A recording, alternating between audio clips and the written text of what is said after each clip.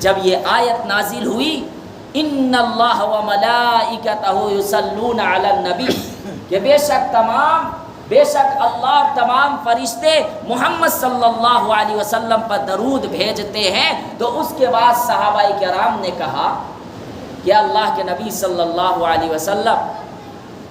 یہاں پہ درود بھیجنے کو کہا گیا اور سلام بھیجنے کو کہا گیا۔ سلام کرنے کا طریقہ تو ہمیں آتا ہے کہ جب کوئی آدمی سے ملاقات ہو تو ہمیں یہ کہنا چاہیے السلام علیکم ورحمۃ اللہ وبرکاتہ۔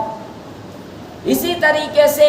سلام کرنے کے بارے میں یہ کہا گیا کہ جب ہم التحیات پڑھتے ہیں تو اس وقت بیچ میں السلام علیکہ ایھا النبی ورحمۃ اللہ وبرکاتہ پڑھتے ہیں۔ تو سلام کرنے کا طریقہ تو ہمیں معلوم ہے،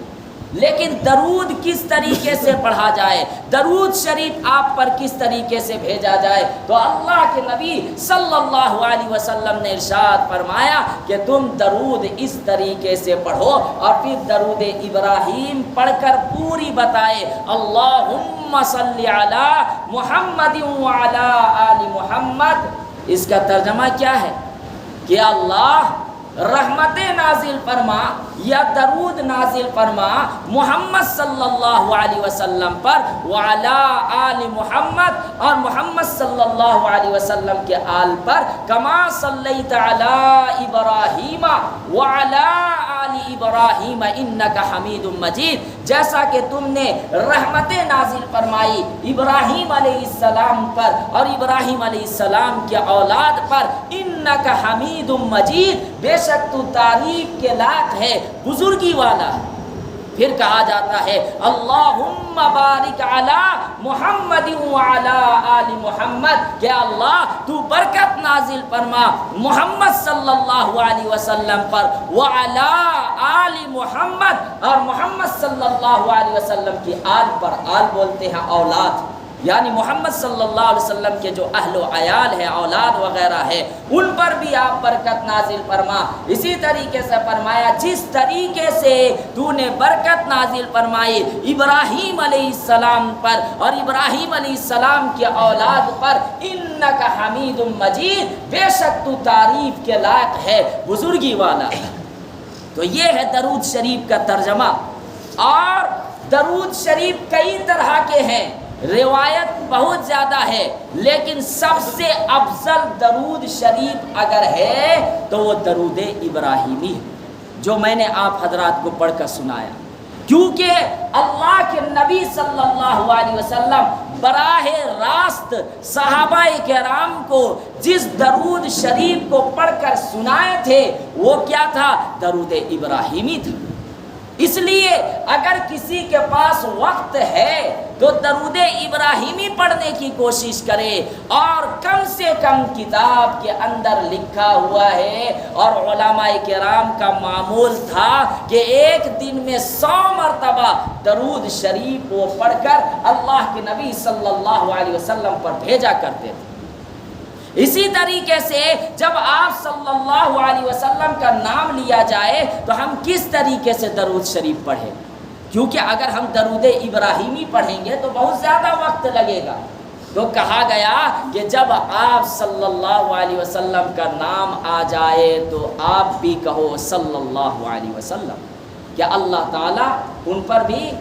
کیا فرمائے؟ صلی اللہ علیہ وسلم، رحمت نازل فرمائے، یعنی آپ صلی اللہ علیہ وسلم پر۔ تو جب آپ صلی اللہ علیہ وسلم کا نام آ جائے تو اس وقت درود ابراہیمی مت پڑھیے، بلکہ آپ بھی صلی اللہ علیہ وسلم پڑھیے۔ اب یہاں پر میں آپ کو ایک اور بات بتاؤں، یہ درود شریف کی فضیلت کیا ہے۔ یہ مسند احمد کی حدیث ہے، جلد نمبر 1 صفحہ نمبر 119 میں، کہ اللہ کے نبی صلی اللہ علیہ وسلم ایک مرتبہ آبادی سے نکلے، اور آبادی سے نکلنے کے بعد ایک کھجور کے باغ میں تشریف لے گئے۔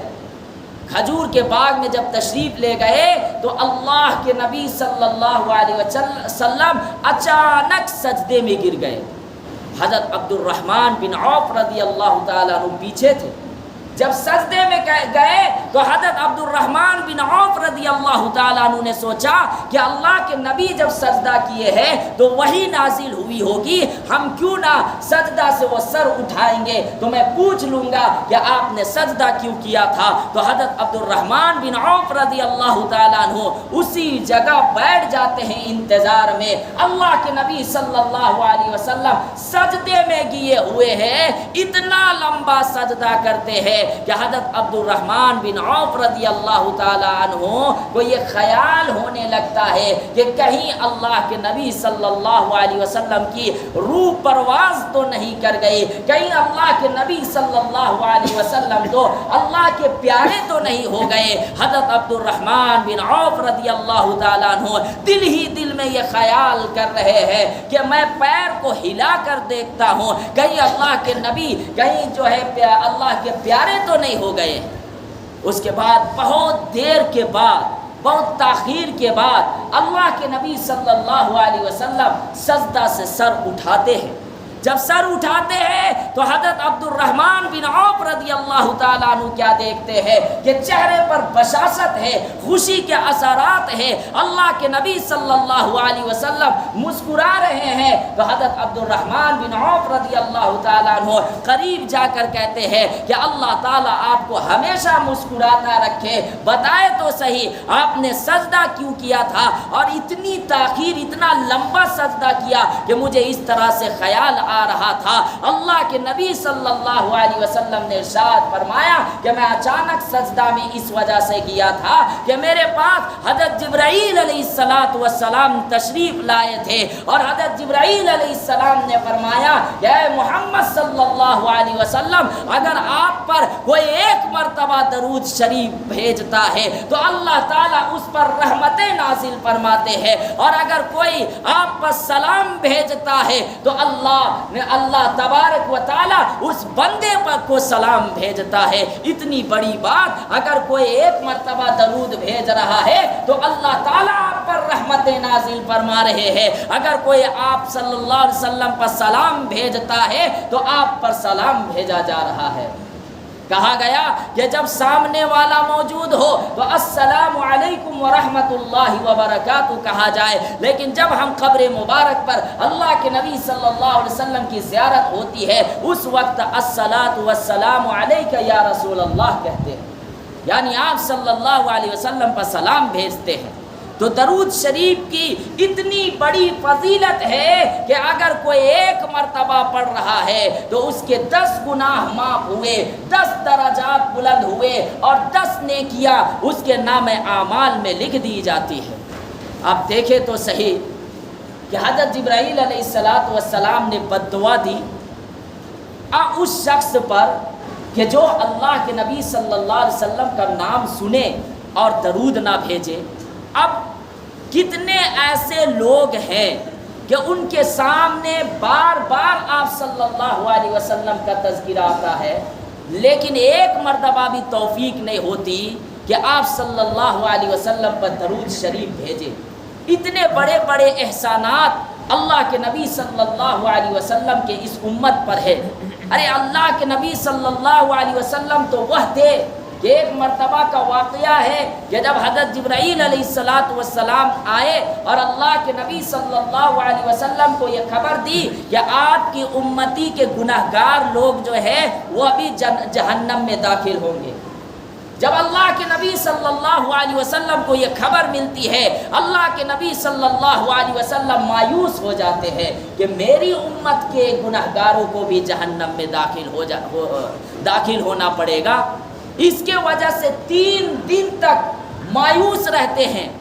اور کمرے کے اندر نماز پڑھتے ہیں، کمرے میں چلے جاتے ہیں اور اپنی امت کے لیے دعائیں کرتے ہیں کہ اللہ میری امت کو بخش دینا، میری امت کو بخش دینا۔ وہ امت جو ہمارے نبی صلی اللہ علیہ وسلم کے ہر ایک طریقے کو مٹائے رکھا ہے، وہ امت جو ساری زندگی ہمارے نبی صلی اللہ علیہ وسلم کے ہر ایک طریقے کو چھوڑا ہوا ہے، وہ نبی صلی اللہ علیہ وسلم اپنی امت کے گنہگاروں کے لیے دعا کر رہے ہیں اللہ تبارک و تعالیٰ سے۔ حضرت ابو بکر صدیق رضی اللہ تعالیٰ عنہ جب آتے ہیں، اندر میں ہے ہمارے نبی صلی اللہ علیہ وسلم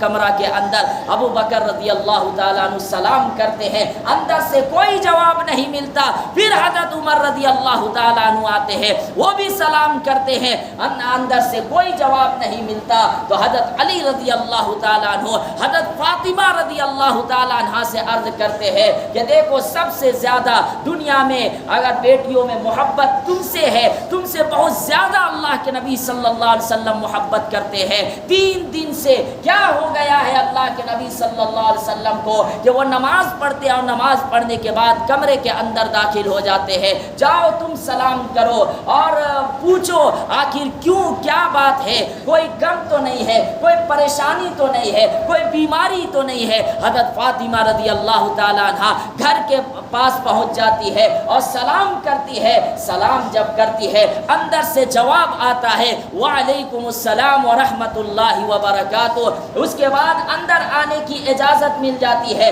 اللہ کے نبی صلی اللہ علیہ وسلم اپنے قریب بیٹھاتے ہیں حضرت فاطمہ رضی اللہ تعالیٰ عنہ کو اور بتاتے ہیں کہ آخر میں اس وجہ سے غمگین ہوں، اس وجہ سے مایوس ہوں کہ حضرت جبرائیل علیہ السلام میرے پاس تشریف لائے تھے اور انہوں نے یہ کہا کہ میری امت کے گنہگاروں کو بھی جہنم میں ڈالا جائے گا، جہنم کی آگ میں جلنا ہوگا۔ مجھے یہ برداشت نہیں ہوا کہ میری امت کے گنہگاروں کو جہنم میں ڈالا جائے گا۔ میری تو یہ خواہش ہے کہ میری کوئی ایک امت بھی جہنم میں نہ جائے۔ یہ ہمارے نبی صلی اللہ علیہ وسلم کی خواہش تھی۔ اتنے احسانات، اتنے کمالات، اتنے اوصاف والے قرآن شریف ہم پڑھتے ہیں، قرآن شریف ہم پڑھتے ہیں، اس میں بھی آپ صلی اللہ علیہ وسلم کا تذکرہ ہے۔ بلکہ یوں کہا گیا، اما عائشہ رضی اللہ تعالیٰ عنہ نے ارشاد فرمایا کہ اگر ہمارے نبی صلی اللہ علیہ وسلم کے کمالات کو، اخلاق کو دیکھنا ہو تو قرآن شریف پڑھ لو۔ ہمارے نبی صلی اللہ علیہ وسلم کا مقام و مرتبہ کہ اللہ کے نبی صلی اللہ علیہ وسلم جب حضرت جبرائیل علیہ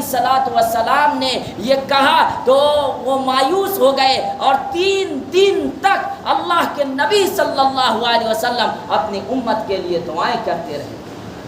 وہ امت جو ساری زندگی سنتوں کا جنازہ نکالا ہوا ہے، وہ امت جو ذرا ذرا سی بات میں اپنے ایمان سے سودا کیا ہوا ہے، وہ امت جو ساری زندگی گناہوں میں ڈوبا ہوا ہے، اللہ کے نبی صلی اللہ علیہ وسلم ایسی امت کے لیے دعائیں کر رہے ہیں۔ اور دیکھیں تو صحیح، کل میدان محشر میں بھی جب نفسی نفسی کا عالم ہوگا، کوئی کسی کا کام نہیں ہوگا۔ آج یہاں پہ ذرا ذرا سی بات میں ہم اپنے اولاد کا سپورٹ کرتے ہیں، چاہے غلط ہو چاہے صحیح ہو، ہم وہ نہیں دیکھتے ہیں، لیکن اپنے اولاد کے لیے ہم دوسروں سے لڑتے ہیں، اپنے بھائی کے لیے دوسروں سے لڑتے ہیں۔ صحیح غلط کا ہمیں پتہ نہیں چلتا، ہم تحقیق نہیں کرتے، لیکن اس وقت یاد رکھیے کہ ہر ایک دوسرے سے بھاگے گا۔ قرآن میں فرمایا گیا یوم یفر المرء من اخیہ وامہ وابیہ وصاحبتہ وبنیہ لکل امرئ منہم یومئذ